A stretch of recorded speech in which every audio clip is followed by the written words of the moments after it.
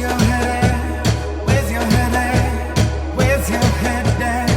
Bankroll brain, honey, where's your head at? Where's your head at? Where's your head at? Take a trip, money, bite your lip, money. Here's a tip, honey, get your brain spending on bang. Hey, you guys. It's your favorite host, Danielle Denise, and... Yep. And your trashiest host, Real Camille. The one and only. Hi, guys. Welcome back to another episode of us, the Girl What podcast mashup. And we took a Remember little... mashups? In regards to what? Anything? Music. Like... Oh, yeah. That time period where they were just literally taking one instrumental and slapping one acapella on top of it and just like, here, put this shit on YouTube. The kids will eat it up. Eat it up. I'm trying to think of a good one. There were a lot of bad ones. There were a lot of ones where I was like, damn, they really just like they wouldn't interchange between the two songs. They would literally just like slap one on top of the other and just be like, here, this is good enough, right? And I cannot think of good ones. And I'm not gonna go into a Glee conversation. I'm onto it. Yeah, truly. Honestly. I'm gonna go back to that dark time of my life. A mashup that came to mind out of nowhere was the Linkin Park and Jay-Z mashup. Oh my god! It was actually fire. I was listening to Sibling Rivalry, Bob and Monet's podcast. Ooh, and Bob the Drag Queen, Monet Exchange. Yeah. And Bob was literally talking about how the Linkin Park Jay-Z collab was like one of his favorite albums. Listen, it's fire. I randomly listened to it the other day. I was like, oh no, this had some pops. Listen, rock and rap is a good mix. Hip hop and rock is a good thing together. Hip hop and punk, shit. Ooh, the punk rock era was special. Come on. You had to be there. Like, the girlies now aren't getting the due justice. I was thinking about that recently. Like, era. Yeah. Remember when like rock bands used to be like center stage at things? Like, we don't really have that anymore. Yeah, I guess hip hop in the mainstream at least. Yeah. Because now everything is like a hip hop element to it. Yeah, hip hop or heavy pop or K-pop. Even K-pop is just a rip off of like Boys to Men on the low. I mean, can we be truthful? I don't know who showed them videos, but damn. Oh, they said bet. They literally have a machine, and it is pretty fucked how they treat people in that in the K-pop machine. Oh my god, the fans are wild. Did you see on my stories when I posted that fan? Wait, which one was this recent?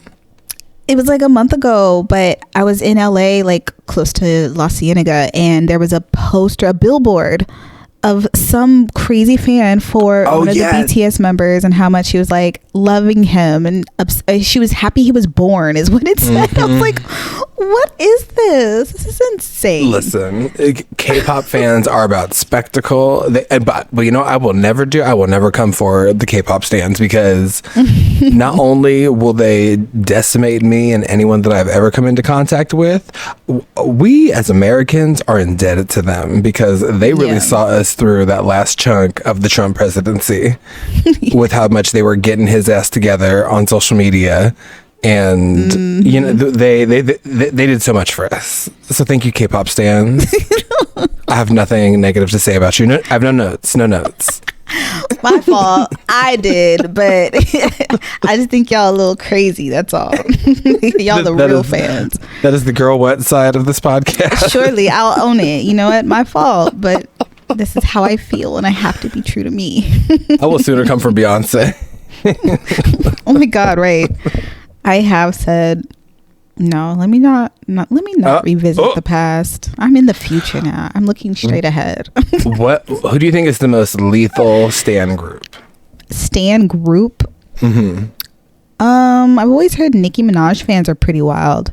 Agree. I've never tested them, but it just does seem like they go hard for Nicki. She said, Like they'll hack your whole account and like ruin your Instagram. It's like Jesus Christ. Like you cannot even breathe wild. The words female and rap without a Nikki Stan showing up to check you. Oh, it's insane. It's insane. Like what are we doing? Like she doesn't even know you at all. She said all these bitches is my sons. And they said yes. And they said bet.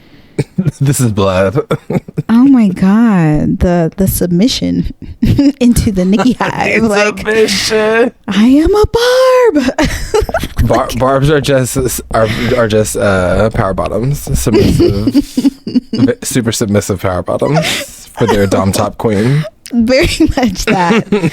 It's quite sick, but listen. It's quite sick. Oh my god, yes. Golly. Ooh, dropping shit. But yes, so let's talk about last weekend. I had purchased some really amazing marijuana from a black owned dispensary. Oh my god. Is this the black queer one? Or is this the black? I went to that one and then I went to another one. The Josephine and Billy's is the black queer girls.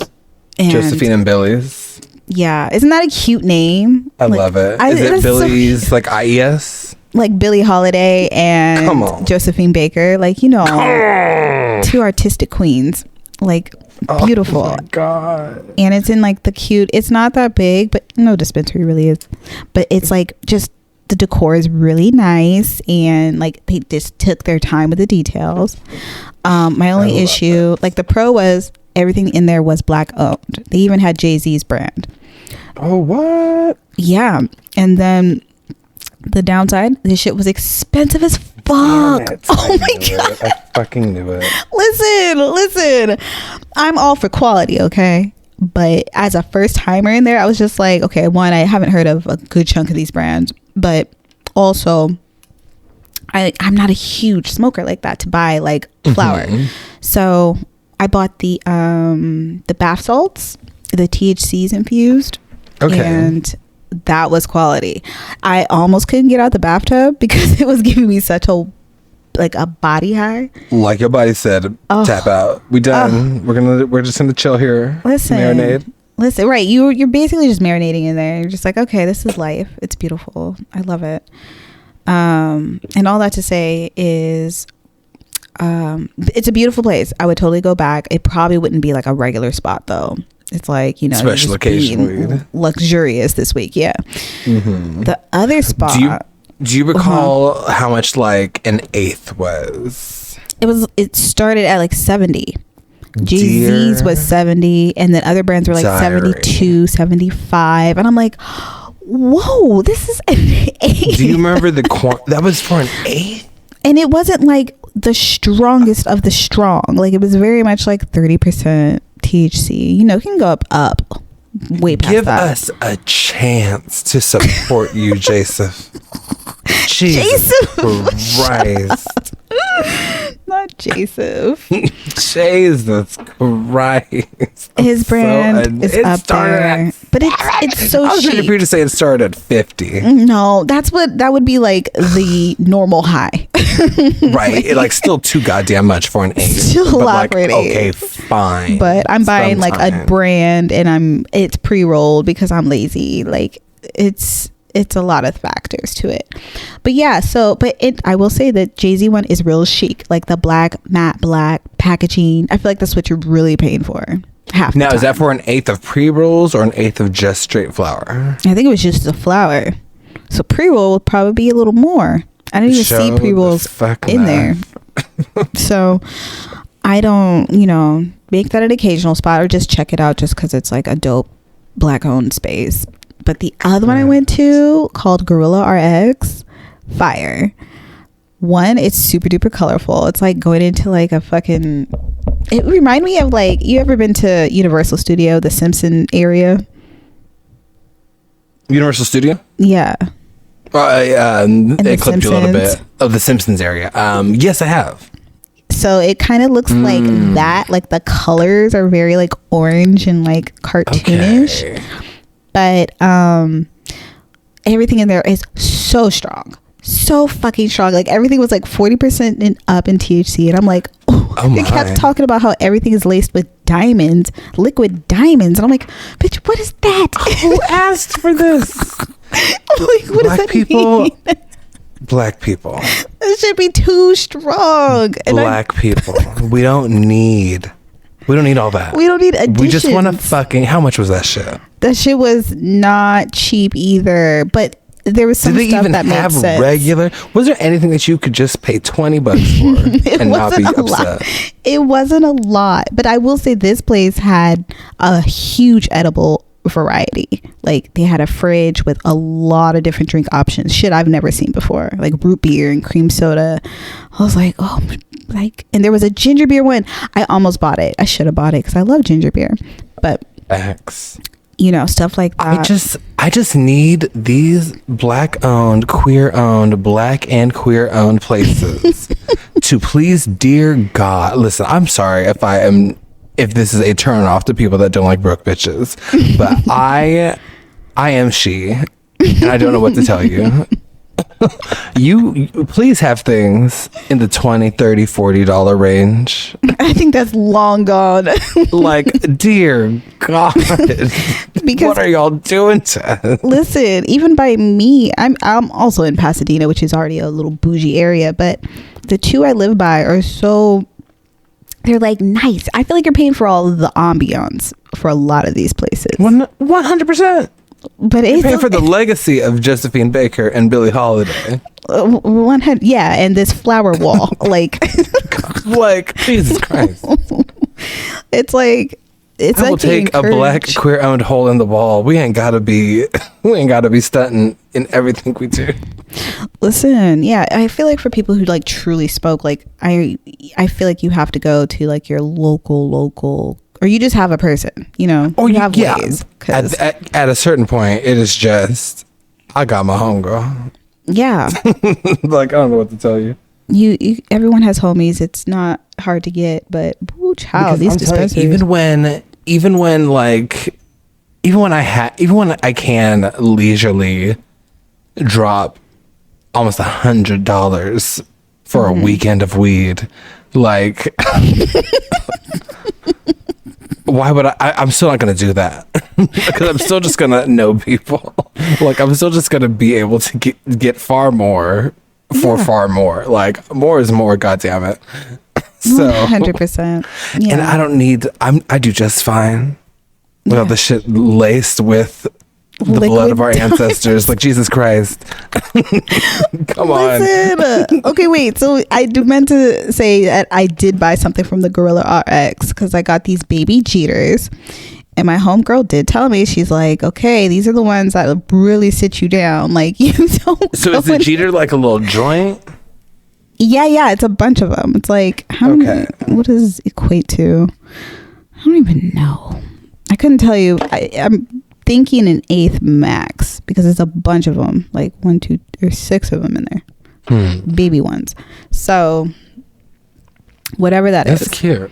But you can tell it's like lethal because like it's like really powdery on the outside, not like white, but like it's some, it's some extra shit. That's what I'm saying. Like if this is kind of like wax or anything that you just like dab with, like I don't. I think really that's why I'm so giggly right now. Like, it's kicking my ass. I'm not gonna lie. It's kicking my ass. And it was like 2 hits. And I was like, okay, all right, I get it. Sometimes we are too innovative. That's what I'm saying. Like sometimes we're breaking too much ground. We're reaching like levels of high that are just. I feel like at some point you're going to like reach these like crackhead levels and it's no longer relaxing. It's looking like you're on meth now. Like it's almost a transition. Like you're twitching. It's a lot. It's becoming more accessible to black casual smokers, but it's maybe not more accessible, but it's becoming more, I guess, marketed toward black casual smokers. But a lot of these motherfuckers can't handle this. All this gas. That's what I'm saying. Like rapper weed is a real term. Like even that is like another level, and I don't know where that shit's coming from. Taru.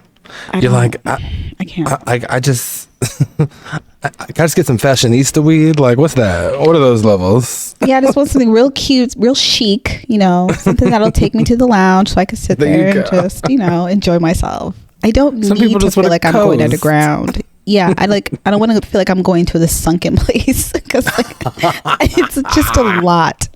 It's a lot Not going a on. sink. Yes. Oh wait, Hold up, I gotta sink real quick.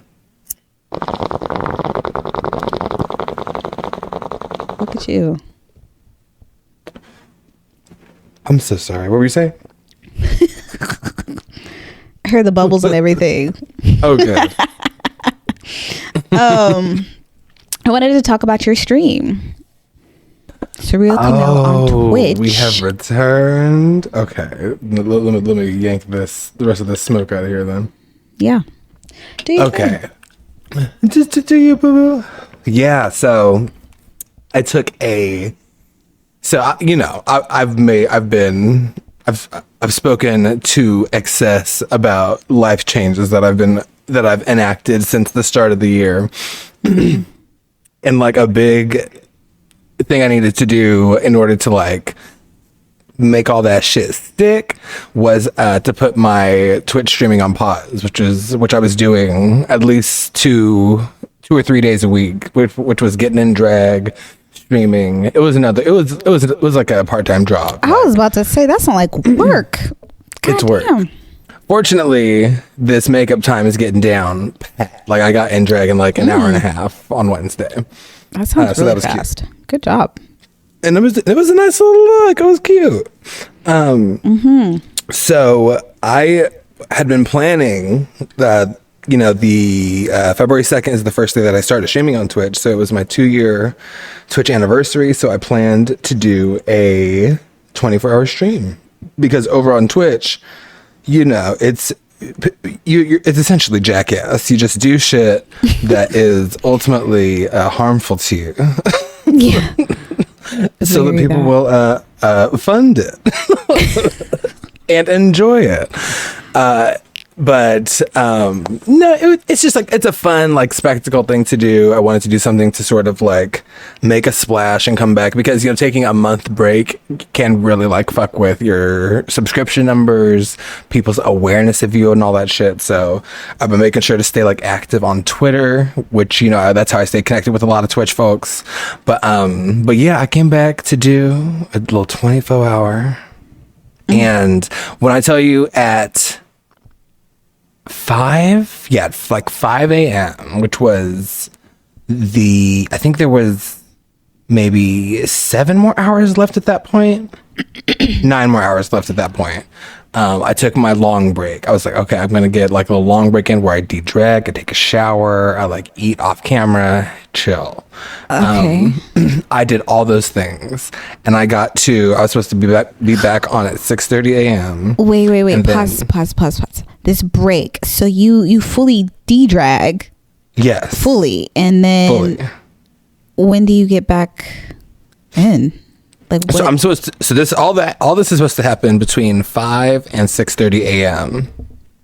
I get back into the cut at maybe, what time was it? 10? Yeah, it ended up being an accidental 5-hour break. You went to bed. Bitch, I tried.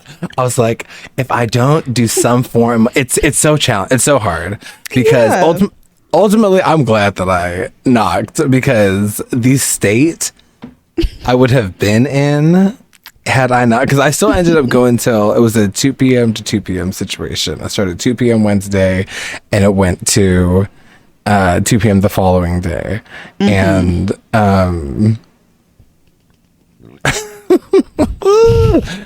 yeah, I had a nice little meditative shower. I got out of drag. It was nice. It was luxurious. My skin was looking great. I changed, and then I sat, and then I laid, and then I woke up, and I was like, Wait. And I was so mad because, there was planning. There was a setup for all this shit. It was a mess. But it was all fine. It was good. There were still people popped into the chat as soon as I started talking. So I was like, people were there. Great. Hello. Hi. Good. But I was like, thank God I got my face together before I knocked out, because I truly was able to just get up and you get did on the camera. Oh, smart. Okay, so you had your face together. Oh yeah, and I looked at the mirror, and all I had to do was just get one little sleep particle out of my eyeball. I love that. But I was like, I still had the fucking mouthwash on my breath, right after I got out of the shower. I was like, this is. At least I'm ready. but yeah, it was a whole bunch of just games and just shit talking, and it was really fun. It was a really good time. People really showed up. The numbers were good.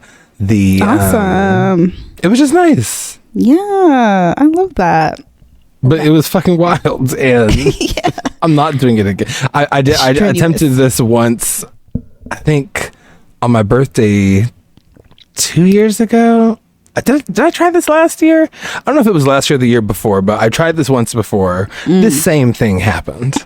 I think you told me about it. The same thing happened. So your body literally tells you, we're laying down. I don't know what you thought. Right? 24 hours? No, ma'am. You're going to need a cool little 4 to 6 hour nap. I look like I'm the age of a bitch that can whip out a 24-hour, no problem. But don't get it twisted. That's Black unnecessary. does not crack. Right. Well, kudos to you for doing such a thing. I watched. I feel like I kind of watched through your Twitter, and that's how I was realizing you were saying 24 hours. Yeah, straight. I was doing a little bit of a live tweeting of it, so there was a lot of moving parts to that. Well, good job, baby. But yeah, we're back on the routine now, so I'll be on these Twitch streets Wednesdays, Fridays, and Saturdays. Love that. Mm-hmm. Okay, well, let's get into our favorite show of the hour. Abbott Kinney Elementary. Abbott Kinney Elementary. You know what's funny? Because I told my mom about it again. I'm like, Mom, please watch this. It's really fucking good.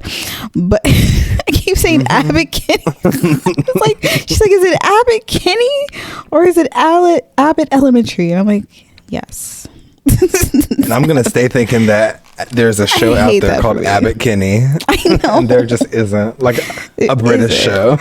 No, but did you see that clip that this show was named after Quinta's teacher, Miss Abbott? Oh my god! That's so sweet. I did not see that. That's so cute. Oh, I have to send it to you. She's on, I think, Jimmy Fallon or one of the talk shows, and then they bring the teacher, the actual Mrs. Abbott. I'm so happy about all the love the show's getting. Oh no, it's phenomenal. So Quinta did that. They did that and just cast it beautifully. The kids included. Usually kids get on my nerves on anything, but no. Oh, these kids are so good. Yeah, these are actors. Okay. I love how they're doing a slow zoom out to a larger school community. Yeah, truly the community. Yeah, right. I loved that their promos was going around to schools and giving supplies. It's just a beautiful show about a community, and they're giving back at the same time. It's really heartwarming. It's great. It's so good. Truly. And there's few wholesome things that I will willingly incorporate into my life, and this is absolutely, damn it, please. Definitely. So we are going to talk a little bit about both episode 5 and 6 since they've both been out. Let's get into episode 5. Student transfer. The student transfer. And the child named Courtney, who is just a tyrant. Courtney is a star. But she's so cute. And I wasn't even mad at anything she was doing. I was like, you know what? I understand. Right. So the premise of this episode is there is a transfer of a student happening in the second grade class from Miss Shemetti's second grade class to Miss Teague's second grade class. And it is a student named Courtney. We find out about this because Miss Teagues and Mr. Hill are gathered around the laptop to check out this Rate My Professor sort of teacher rating website that I guess the parents get to score the teachers on. Yes. And Miss Teagues gets a C- in experience, a negative score that she is not used to seeing on her digital public access report card, and she is flipping the switch about it. But right. Did you ever use Rate My Professor? In college, yeah. Because, that's when we learned about it. Unless it existed in high school and I just never knew. Did you ever use it to, like, give teachers flowers, or was it only to, like, drag the bad ones? I didn't even, like, review or rate myself. Like, I didn't put anything on there. I just used it for when I was finding a professor. Just to see what other people thought? Yeah. Or, basically to see how their teaching styles are, if they went into detail, or if they're just like, oh, they're That's just so boring, fair. or, oh, they're, like, really easy, doesn't care. And I'm like, okay, well, this is an elective. Right? I'm just trying to get it done. This is an elective. Jesus. I know Rate My Professor very well, but, like, I've never heard of anything like this for, like, a way to rate elementary school teachers. Yeah. I mean, I guess it's coming from parents because it's like, are these kids developed enough to make an opinion? Like, I mean, listen, Courtney's ass probably was able to get onto a computer and drag Miss Teagues on there, but you know what? Imagine that was Courtney's review, because she's just that advanced. She has a very advanced vocabulary. It's a vendetta against Miss T. And I'm realizing, like, Principal Ava is, like, really not loving her, but she's funny about it. She is. She's very funny about her dislike for Miss Teagues. Right. But yeah, so all that goes down with the Rate My Professor thing in the teacher's lounge. Miss Shemetti makes some jokes. Barbara's laughing and kikiing about him, and Miss Teagues is a little softy, taking it to heart. And then they later on that day find out from Miss Coleman that the transfer is happening, and they really don't have a clear reason as to why, but Ava just flippantly says, well, I don't know, maybe this kid just likes you better. So Miss Teagues totally latches onto that, and she's like, oh my God, this is it. Like, I'm going to make this child like my star pupil and show her that she chose a much better path with me as opposed to Miss Shemetti. Which was, a lot of balls, Miss T. Very, like, she leapt. She had so few pieces of the puzzle, and she just leapt to that conclusion. The reach was hard. I was like, oh, child. And I love that. She could not have been more incorrect. 100%. And I love that. Who was it? Melissa was like, she was like going to explain the reason for the transfer, yet when she made those remarks that she was a bad teacher, she's like, you know what, bitch? She called her a bad teacher, like, in her classroom. Like unnecessary, Miss T. Right, in her class, interrupting, like, rude. She could have fought you, but instead she said, here, have Courtney, have fun. Courtney, be yourself. And sent her on her way.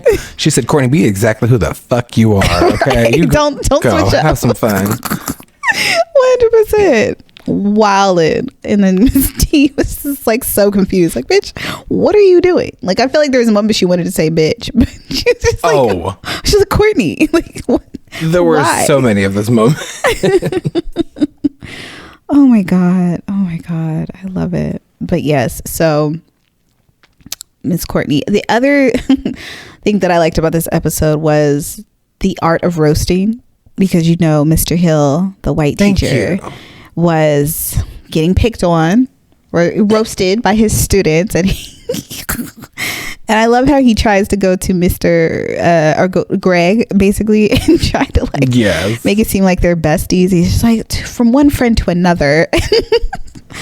And they're not besties, but forcing friendships so heavy because he's like the only male teacher, very much that energy. But and that is, I cannot stress to you, was that real? How much male teachers do that? Oh, I believe it. God, I was not there on Wednesday because there was the substitute that tries to force friendship out of me was in charge that day, and I was like, I'm on assignment. I'm on assignment. No, yeah, that I believe it. I believe it's hard. Actually, that's a good question. How on the inside of teacher industry, is it hard to make friends at a school amongst your teacher peers, colleagues? No, it is not hard at all. That is the entire problem. It is too easy. Yeah, to become friends with these people. Okay. And my MO is all like, because listen, I've got 99 names and 100 more faces. So I'm trying to, like, at work, it is government name. That is it. They don't even know that I do drag. It is optional that they even know that I'm gay. Like, I do not care. That is amazing. And of course that is until, like, a hot confirmed queer substitute comes in that if I need to make it known, I'm gonna make it known. But sure. until and let's be honest, like, I'm not hiding it at all. I can't hide it, but I'm not out here discussing it. I'm not talking about my personal life, but I'm not mad at it. I noticed this week, over time, you just get familiar with people, and when you're working with kids, it's an intimate setting. It's a weird word to use, but it's just a very, I would say, yeah, intimate. It is, though. It's a very formative time for these kids. You're having to have very real conversations with them. You're dealing with fucking piss and like bodily fluids and things like that. I'm personally not with my clients, but just these are the things you deal with in a school setting. It's not attractive. It's not fun. Yeah. It's very different from the things that I get up to outside of work. Yeah. So I draw I guess it's not always clear, but I draw very clear lines and boundaries for myself. Yeah. No, yeah. Just to keep it a buck, because the last thing, especially being on a platform like Twitch, the last thing I need is one of these kids stumbling upon my ass. You ain't gonna find me playing Roblox. This bullshit that these kids are up to out in these streets. 100%. Yeah, no, ma'am, no Pam. That makes perfect sense. When you have a identity elsewhere, you do have to be mindful of your industries if you don't want to blend the industries of any type. So I get it. And kids kids will be the first to find it. So, a field day they would have with my looks. Please, mind's blown. They're like, this is you? Like, what the? Oh my God. No. So yeah, I try to make my shit real hard to find, quite intentionally. Oh, listen. And when you have multiple names, it's hard to keep up. So it's totally fine. Like, my real name's Rudy to a whole lot of people. Rudy. And maybe you're right. Maybe you're right. You probably know you're wrong. Why would I tell you? After all that. After all Not you that. Specifically. No, I know. Exactly. Okay. You, the viewer. The viewer? Y'all ain't watching this. The this listeners. is sound. The listeners. But yes, no, we totally digressed from the point of Mr. Hill getting roasted. Oh yeah. By the way, I'm so glad you brought this up because I realized like the art of clowning, goofing, joking, and roasting is one that came up throughout the entire episode. Because I realized Miss Teague's even getting set off by Miss Shimetti. Like she even says later, I was goofing, which goofing. But you know, like so, like there's just when people are you, when you're emotional. Can you take a joke or no, I cannot. I am so sensitive. It's so funny because when people haven't seen it, like not saying like I'm gonna burst out in tears, but like if I'm not in the mood, nothing flies. Like nothing's funny. And you can definitely pick on me to a point where I'm like, you know what? I don't want to talk anymore. Get out of my face. Go away. Go somewhere. Like I'm no longer But will you like ignore it? Will you like fake laugh and just try to end it quick? Because I will. Like, my face will hurt people. I don't realize it all the time, but people know when I'm over it if they just look at me. That's what I'm saying. It's definitely that. It's very much like a cold face and feeling like this isn't it. This is not funny. I'm ready to go now.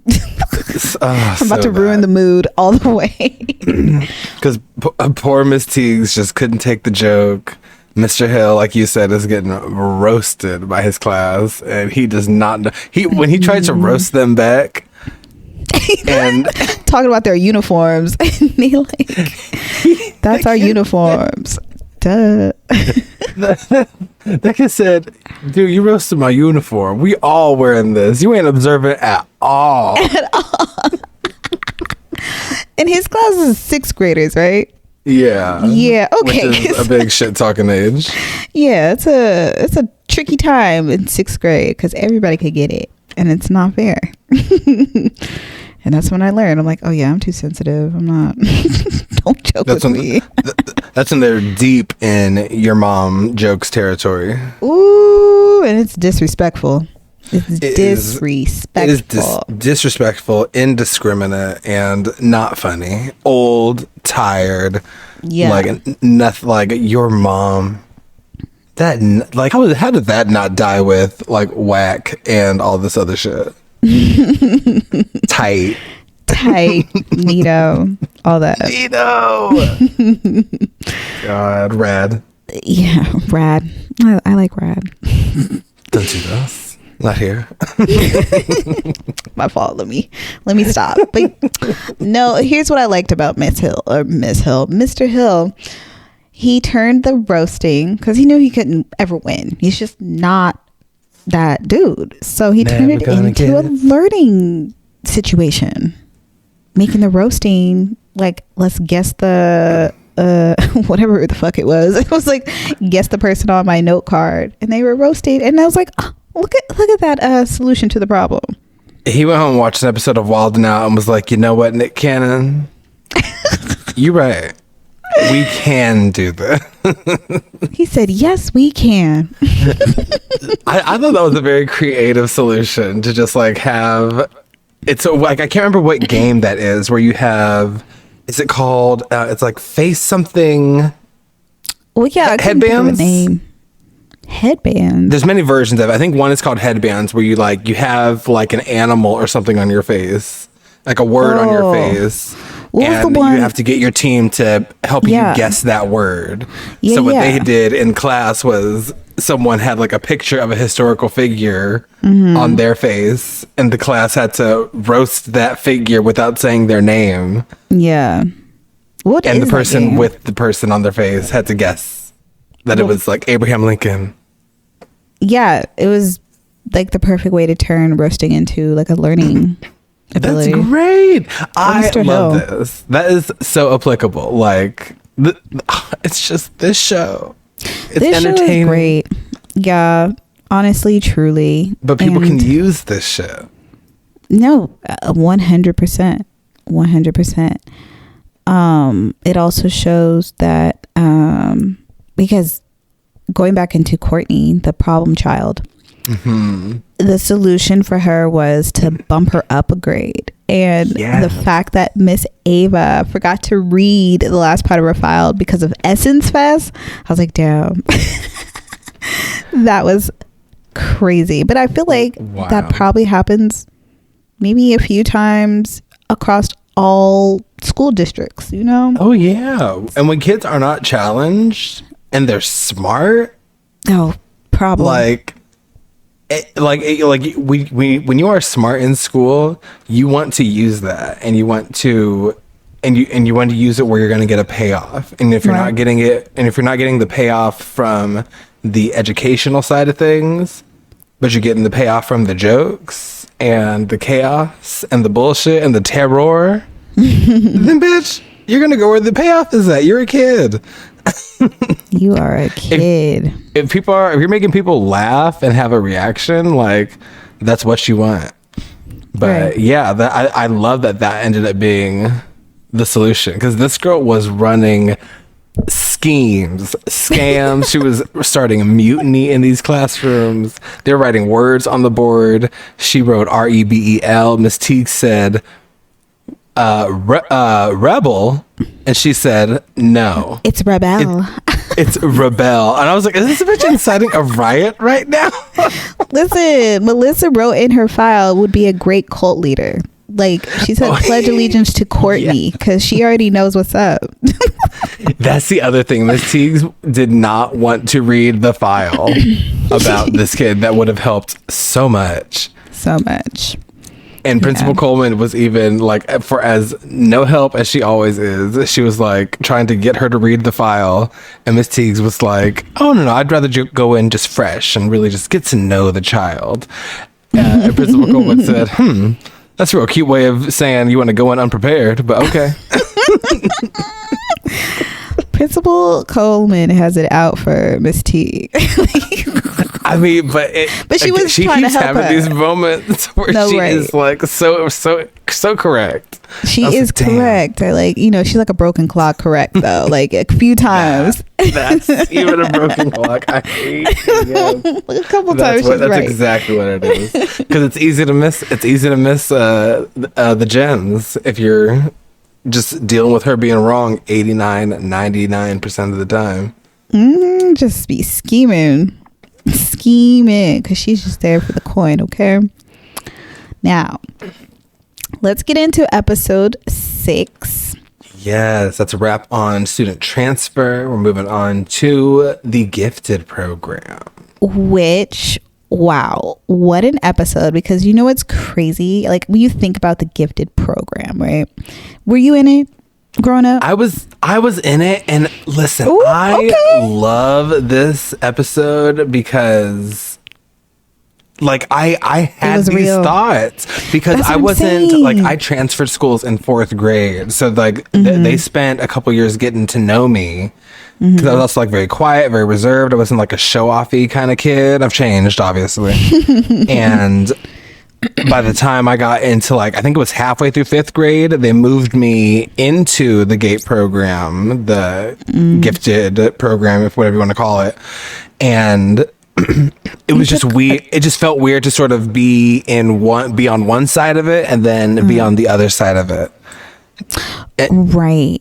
Because you tested into it? Or yeah. Basically it was like an accumulation. Like they saw like how well I was doing in the class, and I wasn't like acting out, but I was doing shit like dancing to Britney Spears for show and tell on a day that was not show and tell. Like I was clearly bored, you know. You were a showman. You were a performer, okay? I'm so full of shit. I just said I wasn't a show off. Anyway. Well, listen. I was just me. Yeah. I was just me. You were being yourself. But it's really weird because I love that this episode tackles the conversation of lifting up some students and how that is going to make other students feel just by default, you know? Yeah, because like, so my experience, my sister, I think everybody was in it except for me, and I'm the oldest, but I just remember vividly, I think it was somewhere between like 6th and 7th grade, and they like said they offered it, but they're like, you have to test into it. And I'm like, okay. And then I got like a point off of like what the minimum was. I think the minimum is like 93% or whatever. Okay. And my shit was like 92.9 or something wild close. And I'm like, I remember being emotional about it then because I just didn't know what that meant. And I'm like, oh my God, I'm a failure. And my mom's like, no, you're fine. Like, you're just not going to go into those more advanced classes. You're still in your grade and everything. Cause I didn't know what that meant anyway. Like, my mom was telling me, she's like, oh yeah, it's just like a program. I'm like, okay, is it better? Like, is it something like, I don't know. Yeah. School was weird at that time. In order to like understand, and I mean, I guess I can't even say that because what I was going to say was in order to understand like the relationship between a gifted program and how it stacks up to the rest of the school. Yeah. Like it requires like nuance and all that shit. But it's just a hard thing to explain. Right. Like it's just a hard thing to explain because like yeah, there are some kids that need like not every kid in the same grade is going to be at the same level. Yeah. Educationally.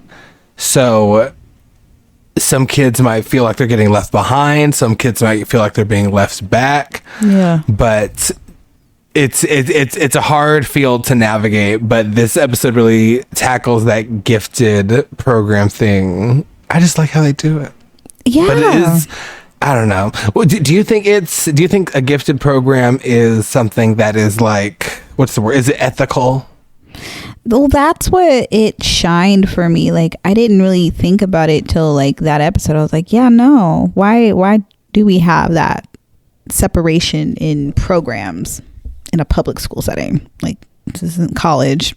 Like, true. It's not, I don't know, the institution in public schools really shouldn't have that. But like, if you had an experience that is better or it was something that supported your education, then I get it.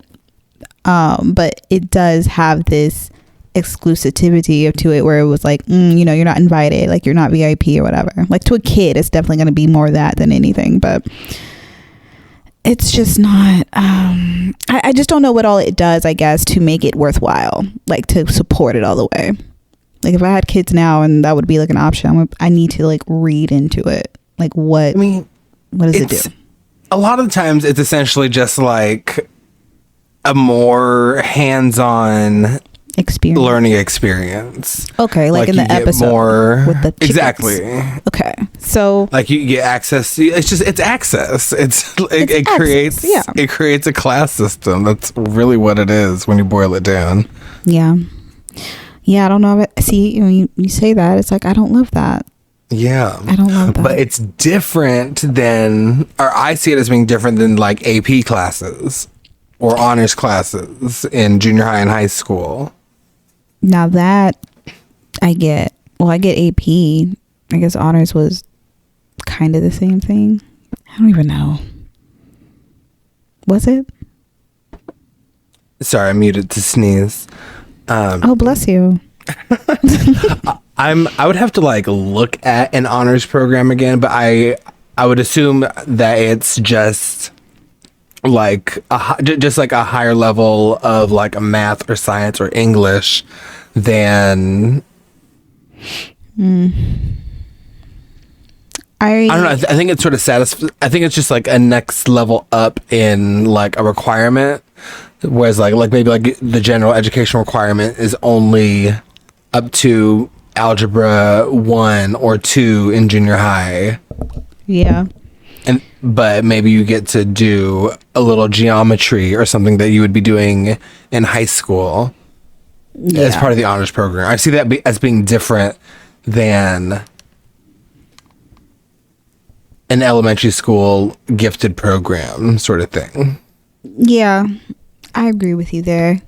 And I also liked when Greg, because you saw how Greg was not really on board with the whole thing all episode, but Miss T was like Miss Gifted Program herself, so she's like, I want to start this and make this a thing. But at the end, like they do show, or wait, look, I guess we're jumping around. But first you see them starting the gifted program. Miss T's class peeps one of the classes that have like chickens and all this like fun shit. And they're like, oh, we want to do that. They want to do it too. They're curious. Yeah. And then because there's no way for you to keep those experiences separate. Right. It's all on the same campus.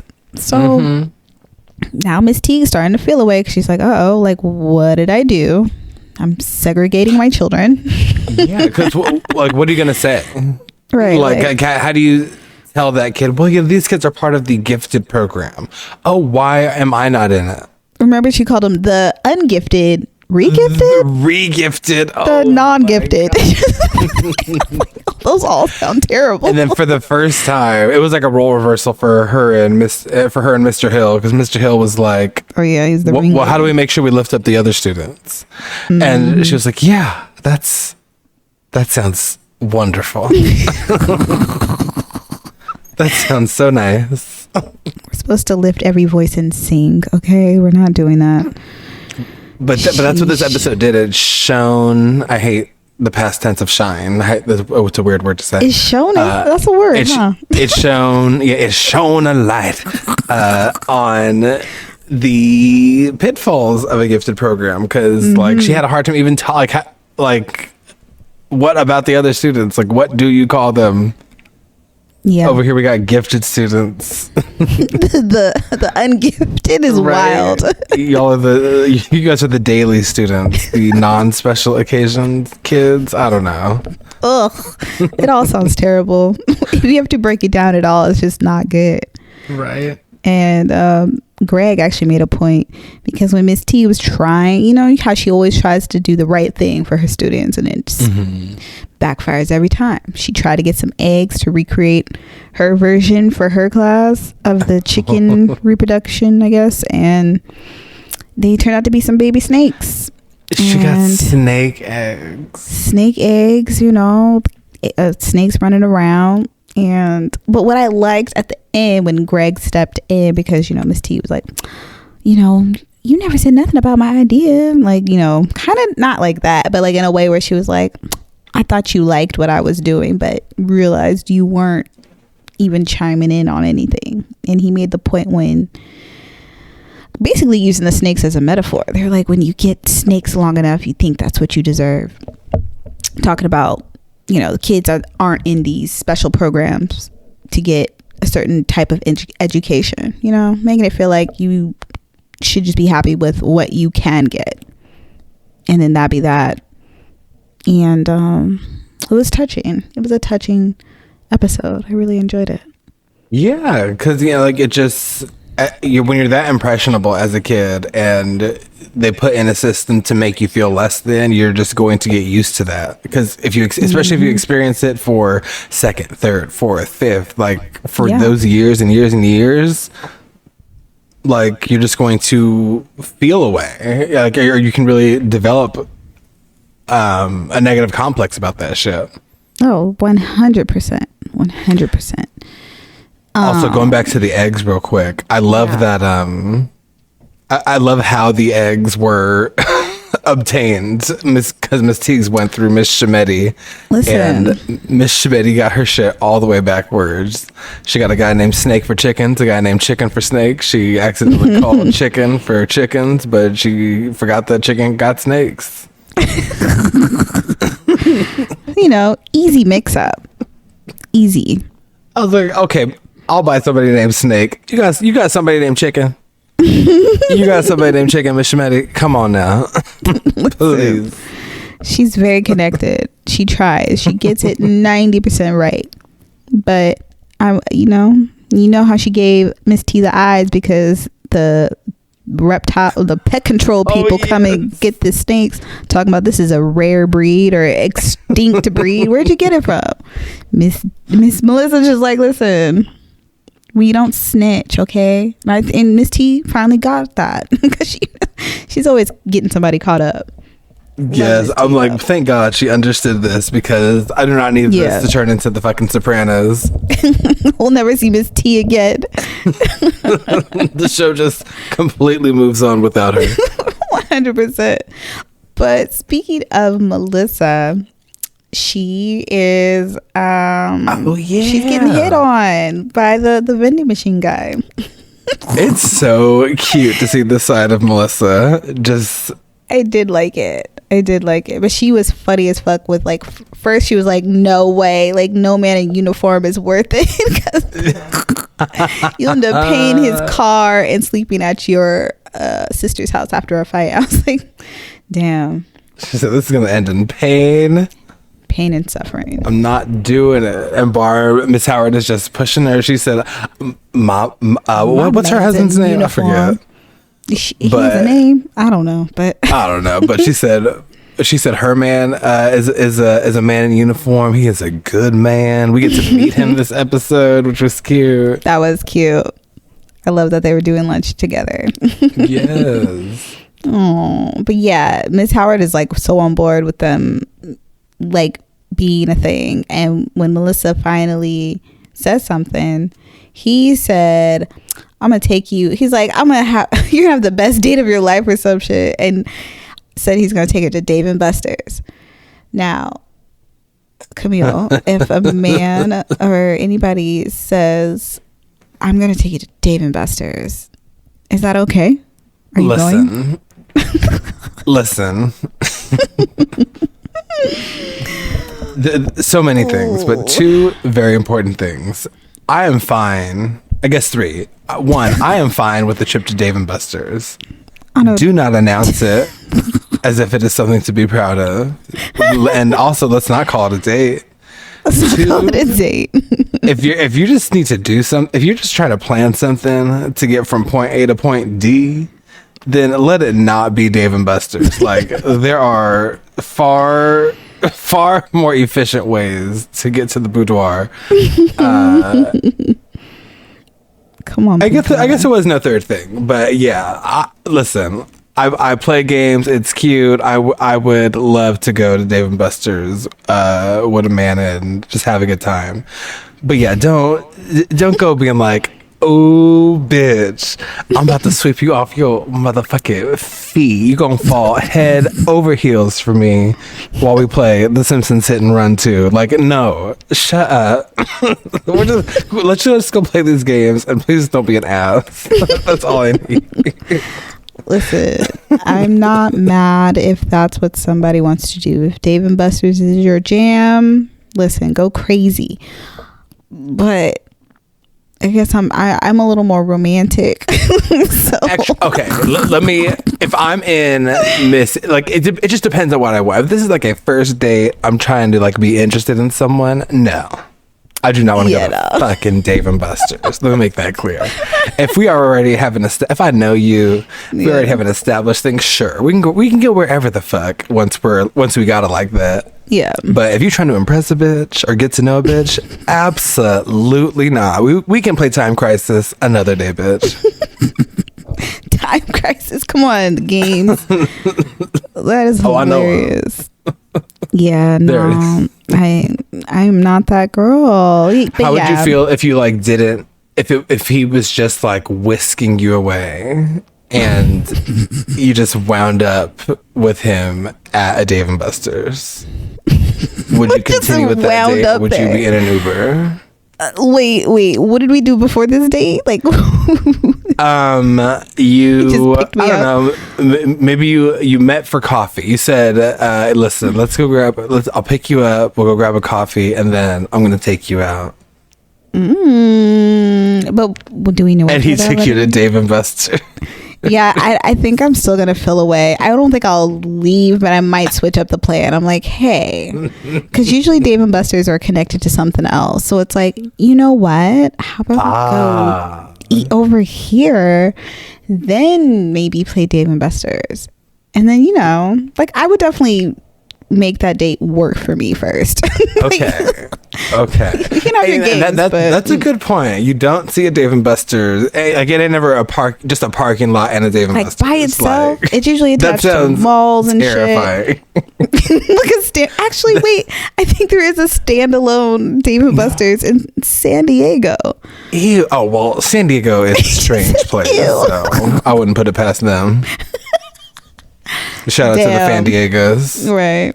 San Diego's. Listen, San Diego's a great time. I love going down there, but I love going down there. I love leaving there also. It's a cool little weekend getaway, that's for sure. I'm so quick to drag any Southern California city. You're like, never. Oh, you love this place? Let me tell you all the reasons why it's trash. Right. Guess again. But wait, how did we even get there? Oh no, right? Dave and Buster's. That's right. Yes, Dave and Buster's. Yeah. Anyway, but so yeah. Also, which all this leads me to what Miss Shimetti did, which she can chalk it up to whatever she wants. Or she ran. She literally ran out of that room. Dipped, and I'm not too sure if it was because of him saying Dave and Buster's and she wasn't feeling it, or because she was like legit scared that she was they kept it vague on purpose. Damn well. That's what I was saying. I was like, no, listen, Melissa, I understand. Dave and Buster's not it. Bitch, let's go. I was not mad, but then I realized I was like, wait, I think she was like actually frightened to just go on a date. Her and Barbara with that gif of Monet and Bob holding hands and walking off stage from that interview set they were on together. Oh my god! Just like, you know what, we're leaving. Right, we're better than all of this. Right, this is not for us. Yeah, but that was beautiful. But as funny as it seems that she would run away at the first mention of David or his Busters, it does actually seem like she's just having a post-divorce sort of I'm afraid to get back out there sort of crisis. So I love that she calls her husband, or her ex-husband, to confide in him, like they're still friends, and she's basically asking like how he felt when he started moving on with what's her face and getting back out there and dating. Yeah, which a beautiful relationship to have with an ex. So, could you ever? I feel like I shouldn't. I just shouldn't, because it's like leaving the door open somewhere, and confiding in your ex still is not, I don't know, it just doesn't sound the healthiest. But then again, if you have that relationship, I guess, I don't know how that works with your other relationships. That's got to be deep. They had to be deep friendship. But they were young, so yeah, it sounded like they, made some decisions and learned from them. Did a lot of growing together. Exactly. So I'm not mad at her approach. And I laughed a little bit when, she goes round 2 with the vending machine dude, basically apologizing, like, you know what, my bad. I'm still willing to let you take me out on a date. And I loved how she said it. She made it intentional, like, you're taking me on a date. That's what's happening. Like, I'm asking you, but I'm telling you this is what you're doing. Yeah. True alpha female. I love that. But he suggested a different restaurant, and it was her ex. Is that where she said her ex-husband proposed or engaged? She said it was where my ex proposed that we get a divorce. Okay. So not there, basically. No. Listen, and you know what would be so shitty? Let's say that was your favorite restaurant, and that's where something traumatizing like that happens. Oh my God. That's why I made sure to do everything major with my ex at the same place where we had our first date. So like, I just did not care about the movie theater that was at. So it began there, it ended there, and I don't need to go back. It's on the bad side of town. Come on, abandoned movie theater. The bad side of town. Like, what does that even mean? I mean, listen, if it wasn't that nice of a movie theater, then it's totally fine. Right. Takes away all the pressure. I only like going to like iPick and places where the seats recline. Speak on it. Bouger. Yes, the luxury way to watch movies. I want a bottle girl to come in and bring me something to drink. Let me cater to you, because baby, this is your day. 100%. But you know what the downside is at those like super comfortable movie theaters? People be really falling asleep and snoring their ass off like they're at home. Listen, people get comfortable. They get too comfortable. Like, bitch, relax. Wake your husband up. Like, this is obnoxious. And listen, I'm a sleepy bitch, so like I will fall asleep in many a place, but I still have that layer of shame. I've got that little shame switch turned on. To keep my subconscious together. Yeah, but I get it. You at a certain age, it's the older you are, the sleepier you get. So I get it. They were older. They were comfortable. They fell asleep. So if you're gonna fall asleep, hey, at least they didn't bring that sleep apnea machine. Yes. Really disturbing the peace. Right, lots of like gargling, and it's a loud little machine. It's a loud little machine. I'm not gonna front, but it's either that or somebody snoring. My mom has had to use that, so I have shared a home with the sleep apnea machine. So you know the background noise very well. You know what's funny though? My gram also has it, but she has a really high tech one, and it's actually really quiet. It sounds like my oil diffuser thing. Like you hear like the bubbling, but you don't really hear the like the engine. I love diffusers. I need to get one. Oh my god, I have like 3. I had to give one away. I'm like, Danielle. I know. I don't live in a house either. I'm in a very quaint apartment, but every corner has its own smell. Like my bedroom, the living room, and then like the dining room corner. If you're ever trying to get rid of one, you let a bitch know. I got you. Oh, don't you worry. I'm always finding cute ones online, but we digress. Listen, back to Melissa. We do. But yeah, back to our queen. My queen, yes. Shemetti. Is it Shemetti? Shemetti. And truthfully, I am only pronouncing it this well because thank you, Miss Howard. You are an educator to these kindergartners and to me. I heard her say it a couple of times in one episode, and I was like, Shemetti. It ain't no ska. It ain't no it is Shemetti. I love her so much. She's so good. Yes. So yeah, that episode was a little bit of both education and just like how to date. Yes, that's what I loved about Miss Howard. Like she was basically telling her like take the risk, and you know how she was talking about her husband, like this wasn't the man I met. He was a flirt, he was this and that. Very true. And then she's like, I took a risk, so you should too. No risk, no reward. No risk, no reward. But it's real hard with people. It's so hard, especially in this I've run out of nickname words for the pandemic, but the panidam, the papilloma. And it's, I don't know, everyone's a liar. I can't trust any of these gays. I don't know what's going on anymore. What's up from down, left from right. I'm like, have you really not been hooking up much during the pandemic? Like, how can I be sure?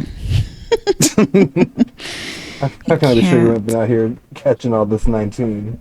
Listen, yeah, no, it's tricky. It's tricky. I would love to take a risk on somebody one day. I just want it to feel right. Like I'm looking for that feeling. Right? Are we fools? Are we fools to still be wanting that, like, that little spark? Something that tells me this is right. Yeah, like I don't know if it exists. From what it sounds like, this shit just like happens. And it's like, okay, cool. But well, I don't know when to anticipate it. But also maybe that's why I get in my own way. I've been told that quite a bit, actually. I get in my own way with people. Yeah, but I think that just comes from all the apprehension from past relationships. 100%. So, yeah. As an overthinker, I assume I get in my own way. No, yeah, that's what it turns into. You just think about all of the things that could happen. It hasn't happened. It hasn't even presented itself as a scenario. But you're just like, but what if? But what if? It's a lot of what ifs and guessing. Like, you ain't even met this bitch yet. There might not even be anyone there. You already built a whole wall up for no one. So it's magic. It's magic what we can do in our brains. yeah. Also, before I forget, we also had the story of what was his name, Malcolm, and Principal Coleman. Malcolm, the gifted student that transferred to the school. Yes. Because he was like, my parents wanted me to go to a to be in a school with more black kids. I was like, if that ain't the motherfucking tea. And Ava's like, well, we got a whole sea full of black kids. She said, we swimming in black. We swimming in black kids. Perfect. And then She's sick. And then she was like, this was her like poster child. This is the kid that's gonna get her to fucking space. She said she was about to send him down the hallway and was yelling at the other kids, hey, don't nobody touch him with your low IQ. Your low IQs. And all of this is because her sorority sister, Oh yes, has gifted students in her, she's like, take that, Crystal. Flicking the photo. punch the damn picture down. She is spiteful. Coleman is wild. No, she's great. And what I love about the kids too, because the little boy, I love at the end, he like catches on, like he's like, what do you do? You don't do anything.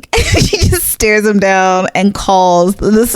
She's like, can someone come get him? Like, he's turning It was on me. big get your man's energy. Yeah.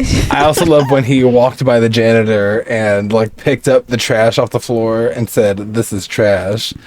And the janitor's like, the kid's brilliant. He's brilliant. A custodial genius. Oh yes, he started the custodial gifted program. He did.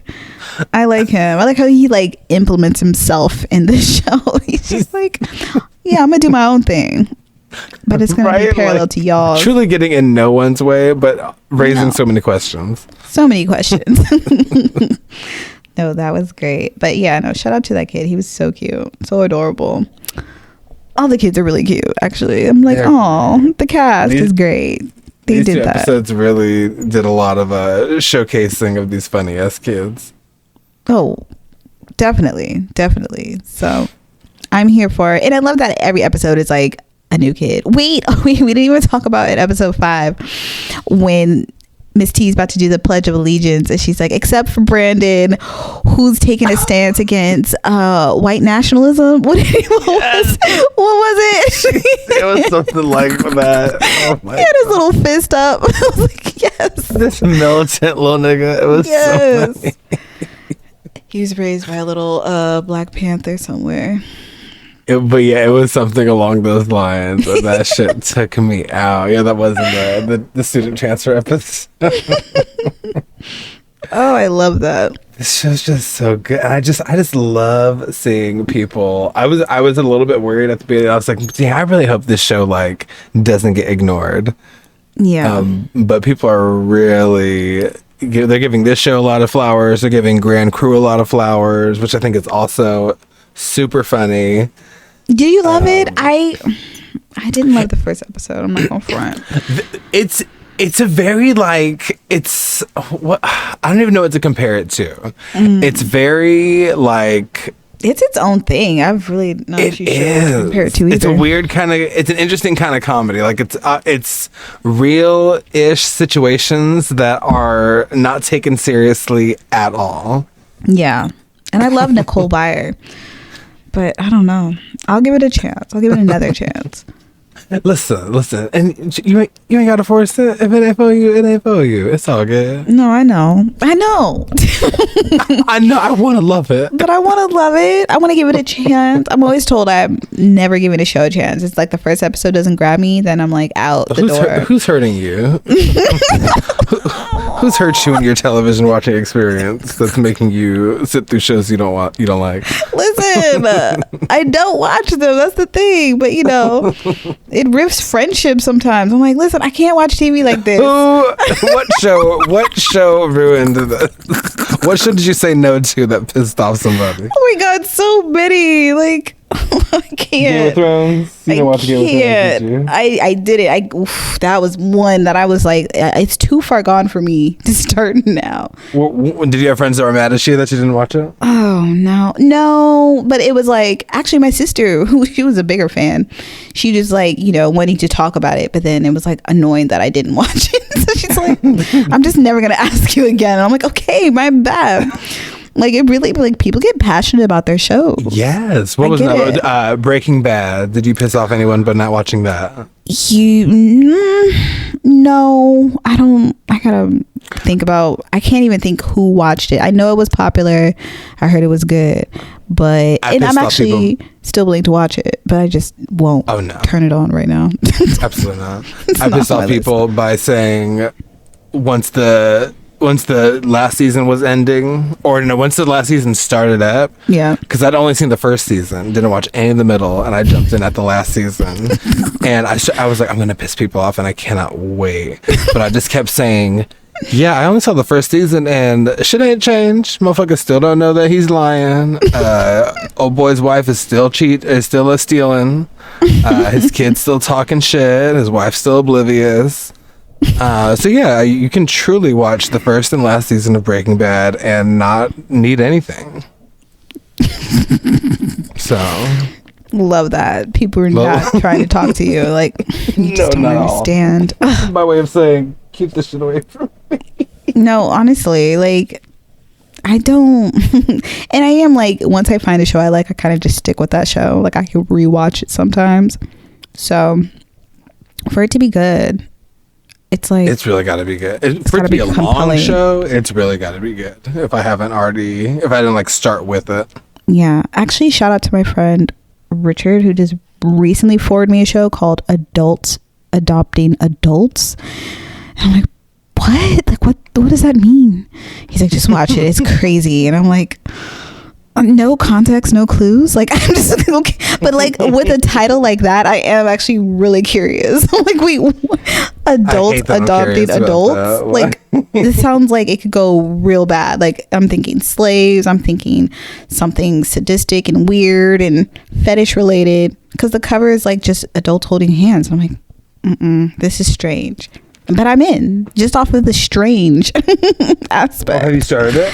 No, it's on AMC, and I'm like, is that an app? What the fuck kind of AMC subscription? I was gonna say, I don't have cable, so like, can I stream this on anything? Because sometimes I'll think about the inevitably like amazing programs that are on these apps I will never have. This is what I'm saying. I'm like, they're gonna have to bundle that into the Fire Stick somewhere. Because what? Right. Y'all better get a sponsorship with like Tidal or something. Right. But I've heard there's some good shows on there. I don't have the app, so. I mean, there's good shows on like Amazon. I mean, I have Amazon Prime, but I just I don't feel good saying, oh, let me go turn on this Amazon Prime original. That doesn't feel fun to say. Amazon is kind of like Lifetime. Like, it's full of like a lot of bad, good Lifetime style movies. Yeah. And I mean, and there's been things that like have come out of that. I think The Marvelous Mrs. Maisel came out of that, and I've seen a couple episodes of that. It's pretty good. But in general, I just let me go turn on this Amazon Prime original. That feels like saying, oh, let me go watch And Just Like That. Wait, I liked it. And Just Like That. And Just Like That. I can't lie. I hate watched like the last 5 episodes of the season earlier this week. Actually, I was about to say I didn't watch the last 4, so I don't know what's going on. But I heard it's over already, and nobody. I feel like there's one more episode, but I could be entirely wrong. Maybe. I just know people don't want it to come back, and I'm like, well, actually, when has that ever stopped Sex and the City from coming back? It never will. At what point, especially now that they're quote unquote representing diversity. Oh man. Oh, oof. Those are the cringiest parts. The podcasting, the forced relationships, they picked up a Miranda shovel, just being a pain in the ass. and then they found the nearest pile of politically correct, and they said, "Oh, bet." God." Miranda and the black teacher, that was annoying. I was like, what is this? Miranda's insufferable this time around. But then so is Charlotte with the two daughters, and one wants to be, I guess, transgender. And I was just like, oh. I just wish They hit everything. they did. They have an adopted Asian daughter named Lily, which they always have to be named Lily, apparently. Yeah. But my biggest issue with Charlotte's the brunette, right? Mm-hmm. My biggest issue with her is that she got her fucking lips filled too close to the start of filming, and she can't fucking talk. They were a little joker. They were a little too fresh. It just, I don't even care how they look. In. She cannot speak without like it being obvious that she is learning these lips. They were still foreign to her a little bit. She hadn't worked her way into when them. did y'all get the green light for filming? You had to know that this was coming. I don't know. Well, listen, I feel like the pandemic things were like, they probably knew before, but then they just probably said, you know what, everyone's free tomorrow. True. Let's do this next weekend. And she's like, oh shit, That's let me true. let me do a little, a little pokey poke. But Like I am not mad at an injection, but girl, I know you're mad about this because you can't deliver these lines. listen, it was Miranda's wig that really could have been better. It truly could have. Like the hairline just needs to be, give that to a black girl who knows how to do wigs. It just need to be plucked. They didn't even try to give her a hairline. So I was a little bummed about that. Like, I wasn't mad that she was gray, even though it made her look 10 times older. I'm like, damn, how old is Miranda? That she's like the grayest one here. So it's the little things. But I also had no expectations. I kept it low, super low. So I'm just watching for the pure fuckery of what the show offered. Yeah. And that's really how you gotta approach it. 100%. Bar none. It's just like the second Sex and the City movie. Pure trash. Pure. But we digress. We're not even talking about these shows. We're talking about Abbott Elementary. This is the Now Watch Party for This is for everything. Get into it. Y'all ready? We ain't never gonna stop. We're never gonna stop. We're gonna make this a 5-hour. We're gonna do a 24-hour pod. Imagine. That's sick. Danielle. That's a terrible idea. That's a saw trap. That is a saw trap for podcasting. I will be knocked the fuck out at this desk. Like, what? If you stop talking for more than 10 seconds, you lose a finger. Oh my god, imagine. That is so sad. Oh my god, never mind. That was a terrible idea, but I'm into it now. Yes. I want this to be a movie. 100%. Anyway, let's wrap up. You got anything going on that you want to share with the people? Yeah, full steam ahead. All systems are go. We're back on Twitch Wednesdays, Fridays, and Saturdays. Times will be posted on my social media, but it's twitch.tv/Sir Real Camille. Okay. And we're doing it. This sounds like a full-time gig, honey. Monday, Wednesday, and Friday? Wednesday, Friday, and Saturday. Oh, Wednesday, Friday, Saturday. Listen, 3 times in a week is beautiful. I'm gonna be I'm cinching down on the hours. These are not gonna be super incredibly long streams, but they're gonna be fun. They're gonna be wild. They're gonna be wild. I too am picking up a shovel and scooping spoonfuls of politically correct into these streams. Ooh. Just like, no, I'm just kidding. I'm not doing that. Oh, okay. That sounds terrible. Was it interesting? I pick up the shovel and I see the pile of chaos and bullshit. Oh my god.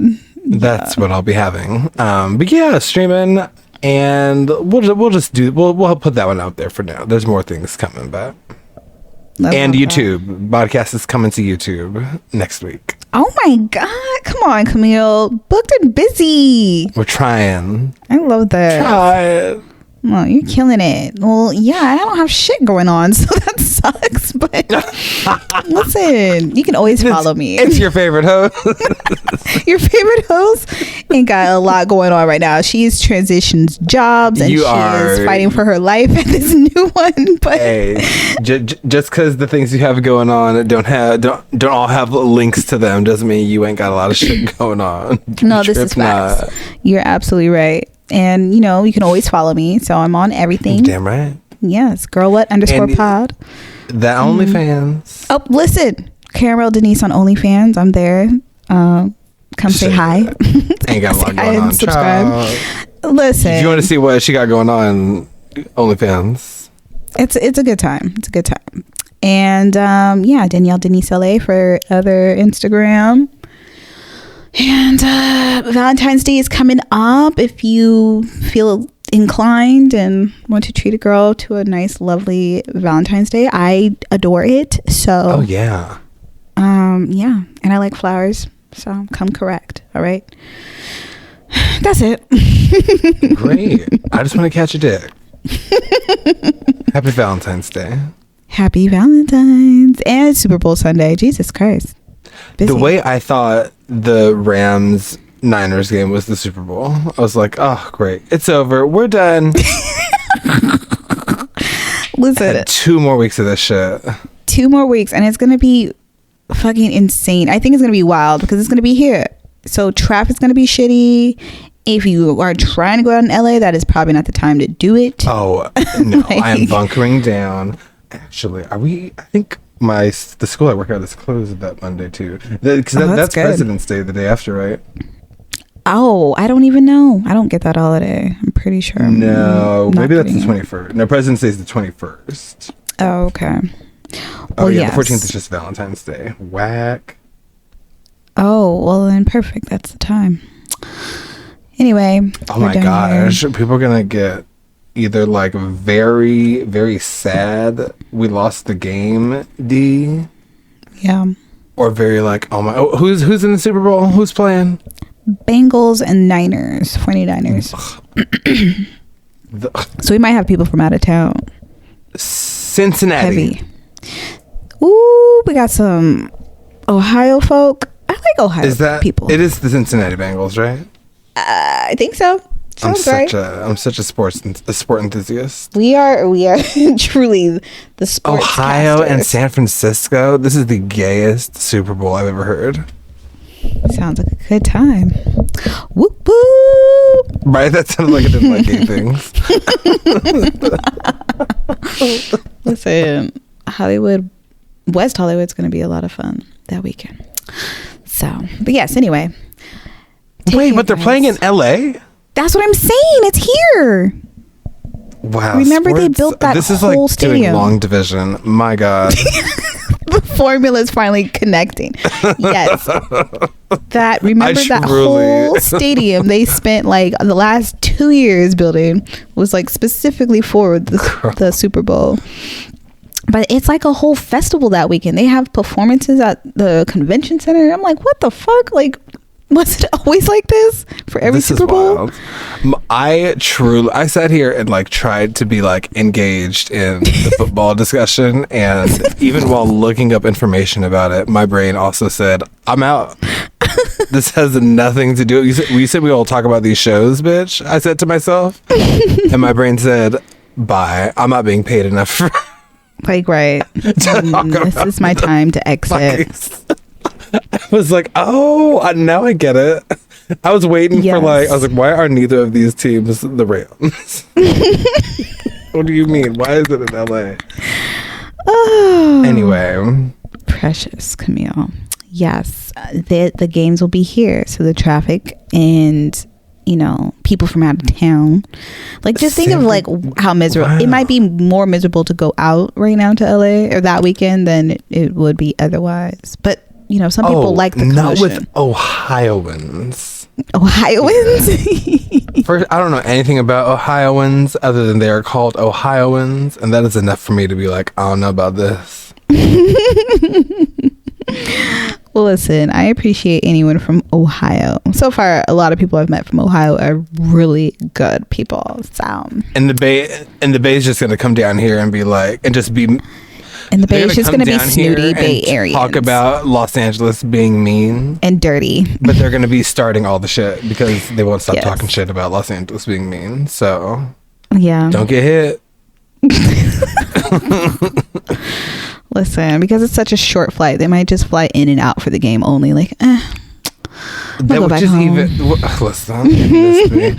Sports. I was talking to somebody today about how someone asked me like what kind of car, like if I could get any car I wanted, what would I get? I'd be like, no. I literally just said no. I was like, I don't have a concept. I don't know cars. I just want one that has enough leg room and maybe heated seats. Like that whole car obsession shit missed me entirely. I said no. Like, I'm not even trying to be rude. I just don't know. I don't have an answer that I believe in. Camille, stop. I don't know cars. I don't know. I'm not being funny. This is who I am. I don't know my cars. Truth. Oh my god, no, that's epic. I at least have like a brand, but like, I don't know. Like, I like a Tesla. Okay. A Tesla is always nice. Dragging my social media brand. I was like, I at least have a brand, you bitch. You dumb bitch. You're nothing. Your brand is nothing without a favorite car. No, imagine. I was not going to go there. That'd be so rude. That's hilarious. Listen. Again, every time I think you say something, you think it's so mean, I wish you said it. Okay, my bad. I'll try better. Get meaner. That's what this podcast means. All right. I will. Just I'm for gonna you. get mad.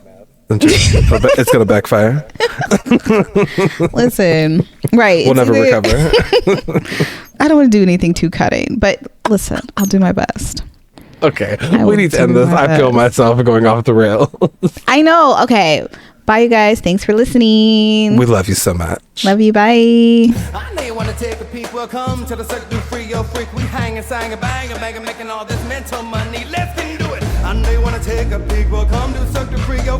We hanging and singing and banging and banging and making all this mental money. Right. Mental money's right. Mental money.